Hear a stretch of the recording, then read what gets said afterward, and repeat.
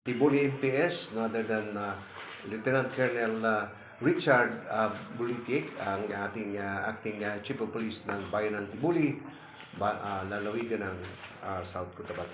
Magandang umaga at again, very active ang inyong kapulisan. Kumusta na po ang kabuang peace and order ng Bayan ng Tibuli, Colonel? Yes sir, thank you. Maraming salamat din sa opportunity at maipaabot din namin yung aming peace and order, hindi lang dito sa South Cotabato,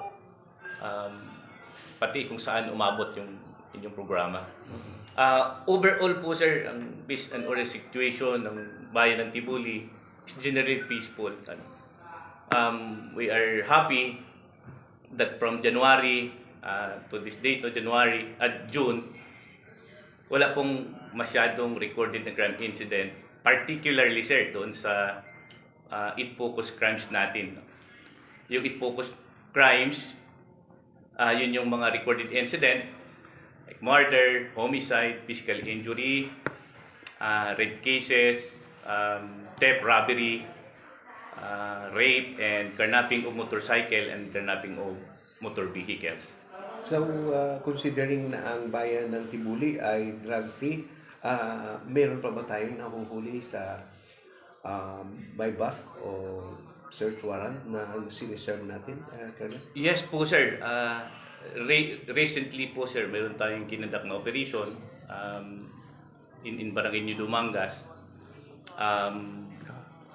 Although hindi natin nakuha yung suspect nung subject ng ating implementation ng search warrant, pero maipapile natin through regular filing, no? Because meron tayong nakuhang item, no, doon sa kanyang subject, no, nung particularly nung cited doon sa search warrant na implement natin. Opo. Colonel, alam ko po na talagang very energetic kayo at doon po sa mandato ng ating bagong Chief PNP, lalong-lalo na taga dito po siya sa lalawigan ng South Cotabato. Ano po ang inyong comment doon? Dahil nakita namin marami pong nandiyan sa custodial, may nakakulong po diyan, at kami po ay sumasaludo sa inyo dahil napakalawak po ng inyong mga area, boundary ng Maasin, boundary ng Sarangani at Kiamba at Lake Cebu, ay napakalayo po nitong mga lugar na ito, itong 25 mga barangay nito. How to accommodate at anong ginagawa nyo sa Bulubundukin area pa naman ito, Colonel? Yes po sir, thank you. Lahat po sir ng ating complaints, nakakarating po sa atin yan sa tulong ng ating community. During our flag raising ceremony, kasama yung mga department heads dito sa Tibuli, na-inform po natin sila on the mandate of the present Chief PNP, yung ating bagong kakaupong Chief PNP, Police General Nicolas Turi III, yung 3 to 5 minutes na response time ng police. Itong population area, sir, ito yung areas namin focus ng aming 3 to 5 minutes na police response. Mayroon na po kaming mga respondee, at ito yung pinakamagandang feedback. Maraming nagtatanong sir sa community, particularly sa poblasyon, kung ano daw ba ang nangyari, because previously hindi daw nila masyadong nakikita yung police diyan sa poblasyon. Okay. And right now, nakikita na nila yung police. Mayroon kaming beat patrol, foot patrol, may motorcycle at mobile na umiikot sir sa ating poblasyon at yung ating mga barangays na malalapit lang din sa poblasyon. Kaya po kami napanga, Colonel, kasi minsan nag-iikot kami sa mga liblib na barangay, ay nakikita namin na talagang may naka-uniforme na nakapulis talaga. Sabi ko, talagang iba po ang kanilang police visibility, lalong-lalo na malalayo ang pagitan ng mga barangay dito sa Tibuli, South Cotabato. Yes po sir. Doon po sa inyong, alam ko ang medyo mga accident yung sa mga malalayo, Meron ba kayong mga traffic bureau, Kernel? Katulad po nitong malalayo na mga liblib na ano, may nagawak din ba yan? Yes po sir, meron kaming kasama po sir kasi merong rescue, no?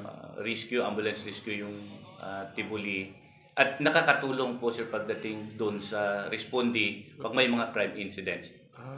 Okay. Sir, merong in the last week, no, may na-record kami na vehicular incidents at kasama po namin sila sir na nagrespondi dala ng mga victims ng vehicular incident doon sa ospital. So, nagpasalamat po kami sir dahil doon sa tulong nila, no, sa PNP. Doon po sa binanggit nyo kanina at 8 barangay kasi malalayo. Yes po sir.